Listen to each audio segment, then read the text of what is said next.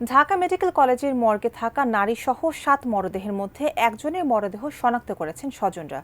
বিস্তারিত জানাতে যুক্ত হচ্ছেন আমাদের সহকর্মী সাব্বির আহমেদ।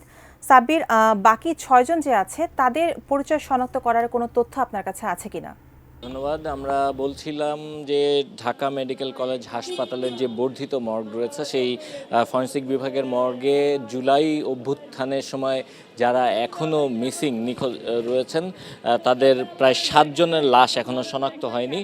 আজকে এখানে দুটি পরিবার এসছেন। গতকালকে একটি পরিবার এসেছিলেন, তারা দাবি করেছিলেন যে তাদের স্বজনদের এখানে যেই ৭টি লাশ রয়েছে এর মধ্যে একটি লাশ তার স্বজনের, কিন্তু পরবর্তীতে তারা এখানে এসে যখন দেখেছেন তারা আসলে লাশটির সঙ্গে তার স্বজনের যে মরদেহটি রয়েছে সেটি মেলাতে পারেননি।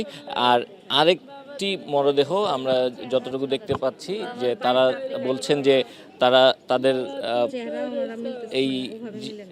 তার হাসান নামে এই যুবক, সে ইলেকট্রিক দোকানে কাজ করত।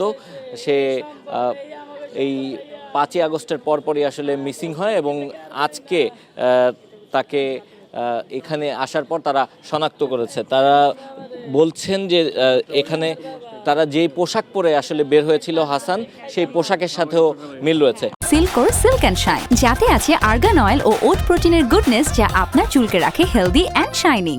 একটু বলবেন যে আপনারা এখানে এসে মরদেহগুলো দেখেছেন, তারপরে কি মনে হয়েছে? পাঞ্জাবি পায়জামা পরে সবসময় পড়তো আমার বাইক না, অন্ত দেখছি এটাই শুধু আমার বাইক না, এটাই আমার আইটিআতে ভাইয়া, এটাই আমার ভাগ্নে হবো, আমার এই সম্বল, আমার বোনের এই বড় ছেলে সংসারের হাল ধরে রাখছে। আজকে আমার বইনে অনেক হয়ে গেছে, আমার ফোলারে দেয়, আমার ফোলা কথা আমি কেমনে বাঁচব? আমার আচার কই, আমার আচারের রান্না দাও, আমার সংসার কে চালাইবো? আমার সংসার চলতেছে না, আমি পাগলের মতো রাস্তায় রাস্তায় ঘুরি। 5 মাস ধরে একটা ফোন পাই না বাবার। বাবা প্রতিদিন ফোন দিত, মা তুমি কেমন আছো, মা তুমি কই আছো? আজকে 5 মাস আমার বাবার একটা ফোন পাই না। আমরা সরকারি ঘরে থাকি, সরকারি জায়গায় থাকি আমরা। এই বাবা দিয়ে আমাকে সংসার চলছে, সব চলছে। এই বাবা আর কই গেছে গিয়া? এটাই আমাদের হাসান, এটাই হাসান ভাইয়া। তারা দাবি করছেন যে হাসানের মরদেহ, যে 7টি মরদেহ এখানে রয়েছে তার মধ্যে একটি, তো তার হাসানের পরিবারের যারা সদস্য অর্থাৎ হাসানের বাবা, তারা বরিশাল থেকে রওনা হয়েছেন এই খবর পাওয়ার পরে।